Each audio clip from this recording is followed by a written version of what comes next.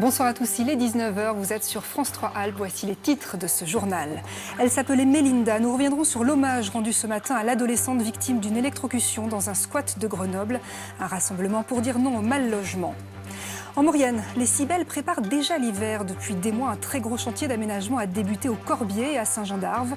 Le but, offrir une meilleure glisse à la clientèle. Et puis l'Aïd el-Kébir, littéralement la grande fête pour les musulmans, a démarré. Nous verrons de quelle façon elle s'organise sur le terrain, et notamment dans les abattoirs où l'on pratique le sacrifice du mouton.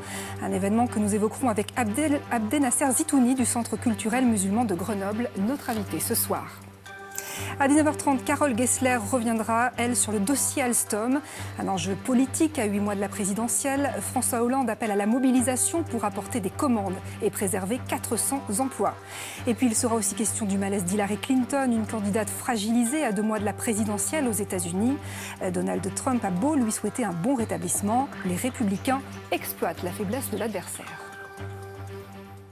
Mais d'abord, la bonne pioche, c'est à Grenoble le nom de la première épicerie 100% sans emballage. Elle a ouvert aujourd'hui rue Condillac en plein centre-ville. Derrière le comptoir, 2 jeunes femmes, Céline et Berthilde. Inspirées par ce qu'elles ont observé à Berlin et dans d'autres villes, elles se sont lancées, aidées par un financement participatif. Céline Aubert, Gilles Ragry.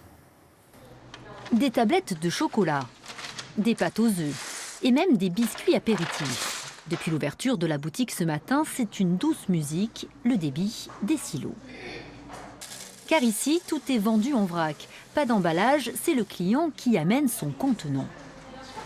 J'ai pris vraiment ce qui me tombait sous la main, donc des tupperwares, des bouteilles pour les liquides. C'est à peu près tout ce que j'ai pris, mais je sais qu'après j'ai des vieux bocaux, des bocaux de confiture, de moutarde, que je vais réutiliser ici. Si plusieurs commerces comme Satoris ou La Vicenne proposent déjà des produits au poids, c'est la première épicerie du genre à Grenoble. Pas forcément du bio, mais du local. Le savon est de Volnavé-le-Haut, le miel de Saint-Christophe en Noisan. La bière est brassée à Autran. Vous notez ça sur tous vos contenants, quand vous les avez avec vous ou quand vous en trouvez en boutique. Partout en France, le sans-emballage séduit. Le client achète ce dont il a besoin et pas plus. Un mode de consommation très ancien et plus responsable. Ça peut passer par refuser un ticket de caisse, par emmener son sac en tissu quand on fait ses courses. Enfin, voilà, on évite vraiment le gaspillage, y compris d'emballage. Voilà, le zéro déchet, c'est rien ne part à la poubelle du tout, y compris dans la poubelle de recyclage. À la caisse, c'est le moment de vérité. Et finalement, la note n'est pas si salée. Alors par rapport à ce que je pensais, oui, on se retrouve à une bonne dizaine d'euros en dessous du budget que je pensais. Oui, peut-être même plus. On est aux alentours de 40 euros au lieu d'une cinquantaine d'euros que je pensais qu'on allait payer là. Une cinquantaine d'épiceries a ainsi ouvert en France, à Nantes et à Aix-les-Bains notamment. Quant à la petite épicerie de Grenoble, pour son jour d'ouverture, elle n'a pas désempli. Je vous le disais, ce matin, une trentaine de personnes a donc rendu hommage à Mélinda, cette adolescente électrocutée alors qu'elle se lavait dans un squat de Grenoble lundi dernier. Un rassemblement pour mettre les collectivités devant leurs responsabilités concernant le mal logement. Jean-Christophe Solari, Vincent Abran. Elle avait 14 ans, elle était collégienne, scolarisée à la Cité internationale de Grenoble. Mélinda Varga venait de faire sa rentrée. Elle est morte électrocutée par un fil électrique tombé dans la bassine d'eau dans laquelle elle se lavait lundi dernier. Ses parents sont encore hébétés par sa disparition. Son corps doit être rapatrié demain dans son village natal en Roumanie. Une mort que dénonçaient ce matin les membres du collectif grenoblois de lutte contre le mal logement. Cette mort est tragique, mais effectivement, elle est la conséquence assez directe de l'état de précarité, de la dangerosité des lieux, des gens qui sont dans la rue, qui se mettent là où ils peuvent. Voilà. Les locaux rue des Alliés qui abritaient Mélinda et sa famille sont désaffectés et insalubres. Ils devraient être évacués dans les jours qui viennent, sans aucune solution de logement pérenne pour leurs occupants. C'est pas cette année, c'est pas l'an dernier, c'est pas il y a 2 ans, c'est au moins depuis une vingtaine d'années. Chaque année, on le sait bien, on fait des rassemblements, on dénonce des situations impossibles où il y a des centaines de personnes qui sont sans solution d'hébergement, qui sont à la rue ou dans un campement ou dans une voiture ou trouver une solution chez un ami 1 ou 2 jours comme ça. C'est absolument insupportable.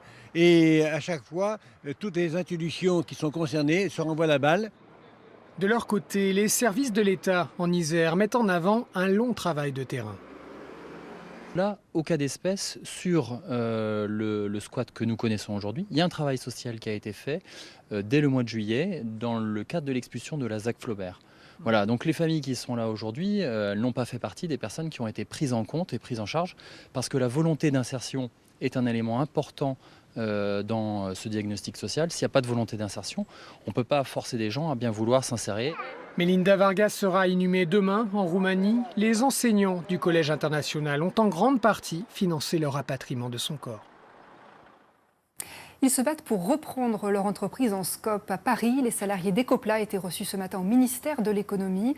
Un déplacement pour évoquer la décision du tribunal de commerce de Grenoble. Celui-ci a en effet préféré le rachat de cette PME iséroise fabriquant des emballages par une société italienne. Jérôme Ducrot.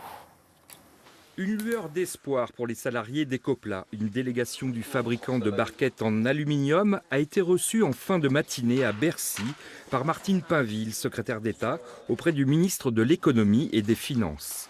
La société basée à Saint-Vincent-de-Mercuse, en Isère, a été vendue à un groupe italien le 16 juin sur une décision du tribunal de commerce de Grenoble. Les salariés sont venus défendre leur plan de reprise d'Ecopla en SCOP auprès de la secrétaire d'État et d'un représentant du ministère de la Justice. Je veux saluer là ces salariés qui ont cette dynamique, qui se reprennent en main et qui ont cette volonté de continuer de travailler. L'aluminium est une filière et ce qu'ils fabriquent, les moules qu'ils fabriquent, que l'on retrouve quand on achète certains produits, eh bien c'est important. C'était le seul fabricant en France, donc il faut que cette activité, elle reparte et qu'elle reste française. Un projet de SCOP qui a le soutien d'élus, de partenaires et de financiers. Elle permettrait de dégager un chiffre d'affaires de 13 millions d'euros d'ici 3 ans. On a démontré qu'on sait faire un tour de table, on a rencontré les banquiers, les investisseurs, on a fait une levée de fonds de 2,5 millions. Donc voilà, on a tout en main pour que ce projet redémarre et que demain on puisse travailler. Les salariés d'Ecopla attendent avec impatience l'audience de la cour d'appel du tribunal de commerce de Grenoble le 5 octobre. Dans le domaine des cibelles en Maurienne, l'été n'est pas encore terminé, mais on s'active déjà pour préparer la prochaine saison d'hiver. Depuis plusieurs mois, un très gros chantier d'aménagement a débuté à 1800 mètres d'altitude au Corbier et à Saint-Jean-d'Arves. L'objectif, s'adapter à la demande de la clientèle et lui permettre de skier dans les meilleures conditions. Bernard Portugal, Frédéric Pasquette. C'est un chantier de grande ampleur, près de 20 millions d'euros d'investissement pour la première phase des travaux. Depuis le printemps dernier, sur les pistes du Corbier, le balai des camions et des pelleteuses est ininterrompu. Au programme, la sécurisation et la modernisation des infrastructures d'une partie du domaine skiable. On améliore, on rationalise. Aujourd'hui, on est dans un développement pour le futur sur ce qu'on va appeler la Smart Station. Tout est tourné pour essayer de faciliter et d'améliorer la vie du client pour le fidéliser. Parce qu'aujourd'hui, fidéliser le client, c'est la plus belle démarche commerciale qu'on puisse avoir. Au menu de ce plan de réaménagement, la création d'un espace débutant, l'installation de 2 télésièges débrayables 6 places ou encore le renforcement du réseau de neige de culture.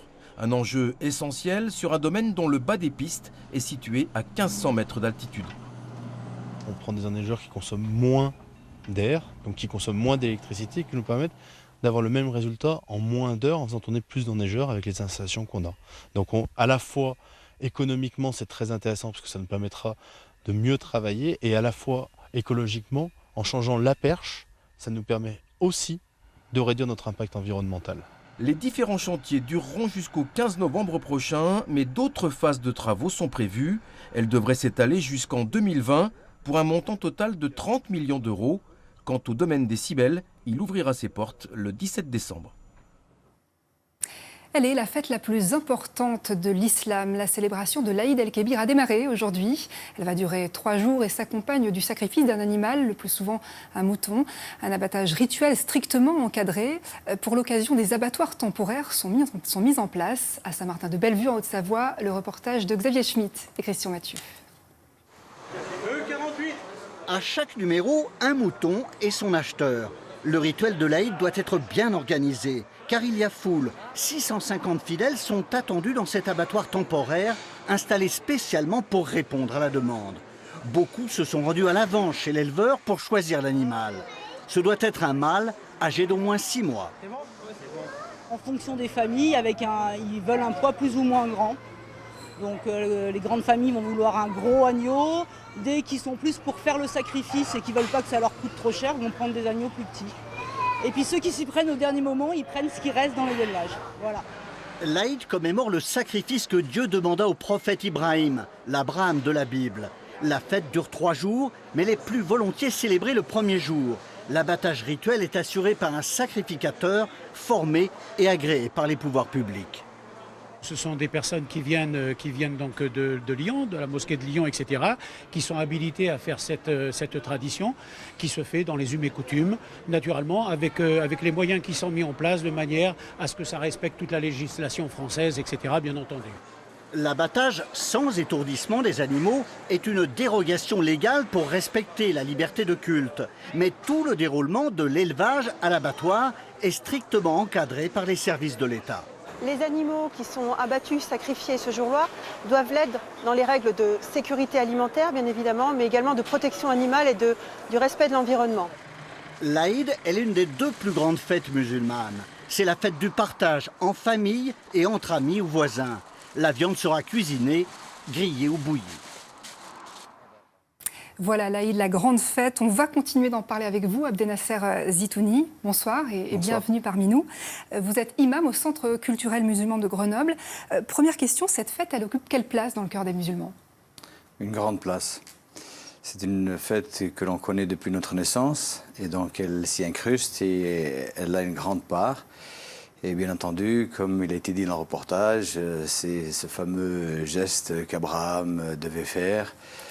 Après un songe, il devait sacrifier son fils par rapport à un ordre divin. Et comme il allait s'exécuter, Dieu lui a donné un bélier ou un agneau, peu importe, à la place de son fils. Et cette place, elle est très grande dans le cœur des musulmans. Sur l'abattage rituel, les choses sont mieux encadrées qu'il y a quelques années, mais est-ce qu'il y a suffisamment de lieux comme celui qu'on vient de voir là, dans ce reportage? A priori, il n'y en a pas assez. La demande est beaucoup plus grande. Et d'ailleurs, maintenant, de plus en plus de personnes envoient leurs sacrifices ailleurs, à travers des ONG, pour aider les nécessiteux, les musulmans qui sont dans la nécessité, et ils leur offrent leurs sacrifices. Alors l'Aïd se fête dans un contexte particulier cette année. Quel est l'état d'esprit des musulmans, des familles musulmanes que vous côtoyez? Durant cette fête, ils sont joyeux, ils passent la journée ensemble, et ils se rendent visite, et ils échangent des gâteaux surtout, et notamment une part de l'animal est en général donnée à ceux qui sont un peu dans le besoin aussi autour de nous. Alors, est-ce qu'il y a un sentiment de peur ou d'insécurité? On a pu voir de vives réactions après les attentats de Nice, l'affaire du Burkini. Est-ce que ça, quand même, c'est quelque chose qu'on évoque auprès de vous? Oui, effectivement. Et les musulmans, et notamment les musulmanes, qui sont françaises, je le rappelle, se sentent attaquées. Elles ont l'impression de ne plus être en sécurité. Et elles ont peur. Et elles viennent nous voir et elles se plaignent. Et elles nous demandent qu'est-ce qu'on pourrait faire pour que les musulmans, et notamment les musulmanes, ne soient pas pointés du doigt parce qu'elles ont envie de se couvrir, parce qu'elles ont plus de pudeur que d'autres peut-être, mais ce serait leur libre choix qu'elles souhaitent être respectées. Ça, c'est sur le Burkini. Il y a eu plusieurs façons de réagir ou de ne pas réagir par rapport aux attaques terroristes dont la France a été la cible ces derniers mois. Vous, qu'en pensez-vous et que dites-vous surtout à vos fidèles? Comment réagir ou pas réagir? Première chose, de rester calme. De répondre à l'appel de ceux qui nous appellent, comme aujourd'hui. Je suis invité sur votre plateau, je viens pour dire à tout le monde que ce qui arrive, et je l'ai déjà dit plusieurs fois, ça n'a absolument rien à voir avec l'islam. Et aux musulmans, je leur dis de rester calmes surtout, de ne pas paniquer, et de se montrer, de ne pas se cacher, et de montrer surtout ce que c'est l'islam à travers le comportement du musulman. Enfin, concernant la création de la Fondation pour l'Islam de France, que veut mettre en place le gouvernement, qu'est-ce que cela va apporter selon vous? J'ai l'impression que ça va apporter des divisions. On nous dit toujours que les États n'ont pas à s'immiscer dans les religions. Et là, on a l'impression qu'un État s'immisce dans la religion de l'islam. Alors que nous ne voulons qu'aucun État, surtout les États étrangers, ne s'immiscent dans notre religion ou dans nos mosquées. Merci. Nous savons qu'il y a certaines mosquées qui sont gérées par des États hors de France. Et ça, nous sommes contre. Abdelnasser Zitouni, merci d'être passé nous voir. Et puis, donc, joyeux Aïd. Merci à vous. Et c'est aujourd'hui également que l'espace des cultures juives de Grenoble a été inauguré rue des Bains, frappé d'un arrêté de fermeture en 2013 car trop vétuste. Le bâtiment a été complètement rénové et mis aux normes. Il abrite une synagogue mais aussi des activités culturelles. Un lieu qui se veut ouvert sur la ville, ouvert à toutes les religions, précisent ses dirigeants. Cet espace porte le nom de Simone Kadosh Lagrange, déportée originaire de la région. Allez, toute autre chose à présent, on part dans l'Ain, dans le Bugey où les vendanges doivent démarrer jeudi. Problème, il reste encore de nombreux postes à pourvoir dans les vignes, beaucoup moins connus que les Côtes-du-Rhône ou que le Beaujolais. Ce petit vignoble peine à attirer des vendangeurs. Un reportage Grande Région signé Benjamin Métral et Thierry Zwiderski. 8 hectares de coteaux en pente douce. Comme la plupart des exploitations du Bugey, celle de Philippe Monin est particulièrement propice aux vendanges mécanisées. Ce qui n'empêche pas le recours aux sécateurs pour les finitions. Reste à trouver les hommes pour les manier. À J-5, 15 vendangeurs manquent ici à l'appel. Ce qui coince surtout, c'est qu'on n'a plus l'intensité de la coupe manuelle qu'on avait à l'époque, puisqu'on s'est mécanisé en partie, pour des raisons qualitatives, rapidité, administratif, et qu'on a aujourd'hui tous nos exploitations qu'un besoin partiel de vendangeurs. Petite surface et petite production. Le Bugey n'est pas le Beaujolais. Ici, les vendanges durent quelques jours tout au plus, ce qui ne facilite pas la tâche des équipes du pôle emploi local. Il manque encore des candidatures, donc il faut faire un point avec elles. Au moins 30 postes de vendangeurs sont encore à pourvoir sur 5 exploitations du secteur. Des postes payés au SMIC, nourris, mais pas forcément logés. Certains mettent à disposition des terrains, mais ce n'est pas tous. Donc pour des personnes qui viennent de loin avec leur camion, c'est plus la problématique. On recrute localement, on héberge très peu. Ce sont des gens qui travaillent la journée, qui rentrent chez eux en soirée, contrairement aux grandes régions viticoles qui ont dû se structurer et s'équiper pour loger les gens et les transporter parce qu'ils avaient des équipes beaucoup plus importantes. Le vendangeur du Bugey est donc généralement d'abord un habitant du Bugey. Chaque année, la récolte du raisin fait travailler environ 800 personnes. On est loin, très loin des 20 000 vendangeurs du Beaujolais. Difficulté pour recruter de la main-d'œuvre, problème de sécheresse aussi pour certains agriculteurs, on l'a beaucoup évoqué. Mais en Isère, les producteurs de noix, eux, se frottent les mains. Cette année, la récolte s'annonce en effet excellente avec près de 20% d'augmentation de la production. Le point avec Christian Deville et Dominique Bourget. Audrey Perrin visite ses vergers quotidiennement. Le constat est clair, les arbres plient sous le poids des noix. La récolte sera très abondante. Trop, on va pas se plaindre. Pour une fois, on va pas se plaindre, non, mais il va falloir agir rapidement. C'est vrai que pour la qualité de la noix, il faut que les noix restent moins de 48 heures au sol. De la pluie en juin, du soleil en août, la météo a été jusque-là idéale. Mais à l'approche de cette récolte prometteuse, une certaine inquiétude vient calmer toute euphorie. Vu la quantité de noix qu'il y a sur les arbres, le risque, c'est un gros coup de vent, ça déracine l'arbre. Là, oui, les branches vont se casser, mais si ça souffle beaucoup, c'est l'arbre complet qui y passe. Alors les nuciculteurs de la Sicanois réunis en assemblée générale à Pont-en-Royant aujourd'hui sont impatients. Mais ce n'est que le 22 septembre que la commission de maturité déterminera la date exacte de la récolte pour toute l'appellation noix de Grenoble. D'habitude, elle est fixée au début du mois d'octobre. Ce sera alors une autre course-poursuite, celle du séchage, pour mettre les noix dauphinoises sur le marché avant l'arrivée de la production américaine. La noix américaine arrive aux alentours du 11 novembre à peu près, c'est grosso modo ça toutes les années.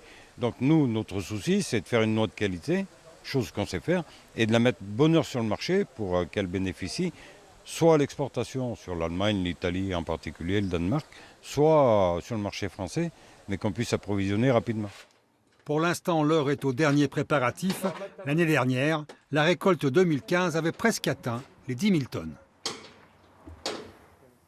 Une belle idée pour finir. Elle s'adresse aux adeptes du camping, mais d'un camping tout en un. En Auvergne, un couple de quinquagénaires a imaginé le campinambule, une malle de voyage qui permet de cuisiner, de manger, mais aussi de dormir dans sa voiture. Leurs carnets de commandes sont pleins. Manon Le Charpentier, Anne-Claire Huet. Bonjour, comment allez-vous? Ça va et vous? Très bien, très bien. Ce couple de Charentais a roulé pendant 5 heures pour récupérer leur nouvelle compagne de voyage.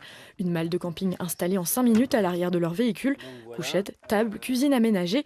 L'idée de pouvoir camper le plus confortablement possible dans n'importe quelle voiture. Vous avez 6 bocaux suspendus pour mettre les denrées fragiles, sucre, riz, sensibles à l'humidité, insectes et voilà. Le maximum de services qu'on trouve dans un camping-car, on va le retrouver dans un tout petit volume comme ça. Donc c'est le gros intérêt, encore une fois, la mobilité, pouvoir sortir le produit quand on n'en a pas besoin et on le remet et on part pour quelques jours et c'est l'aventure, quoi. Cette idée de malle aménagée a germé il y a 3 ans dans l'esprit de Patrick et Monique. Depuis, leur production tous les ans et en 2016, le chiffre d'affaires devrait atteindre les 150 000 €. Alors désormais, il faut tenir le rythme.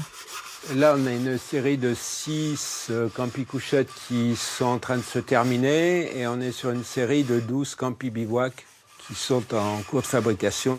Actuellement, Monique et Patrick emploient 2 personnes à mi-temps pour la comptabilité et la communication et une salariée à temps plein pour la production. C'est une autre satisfaction aussi de pouvoir arriver à créer une activité en pleine campagne dans un bassin d'emploi qui n'est pas forcément au meilleur. Donc c'est aussi notre challenge, quoi. Charnière, pied en alu, tout est produit en Auvergne. Seul le bois vient du nord de l'Europe. Et pour continuer à assurer des livraisons sous 6 à 8 semaines, l'entreprise espère embaucher 2 salariés l'an prochain, non sans certaines difficultés. C'est très compliqué, je trouve, en France quand même, parce que quand j'ai vu les charges que ça implique, c'est complètement fou.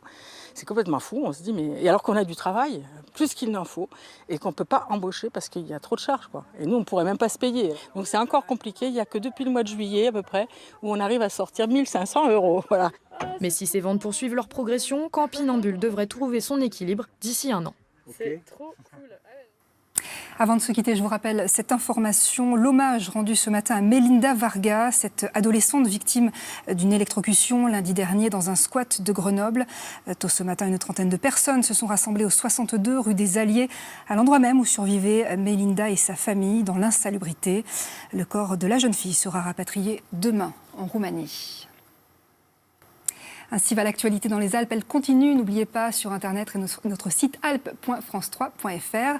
À suivre la météo puis l'édition nationale. Passez une excellente soirée.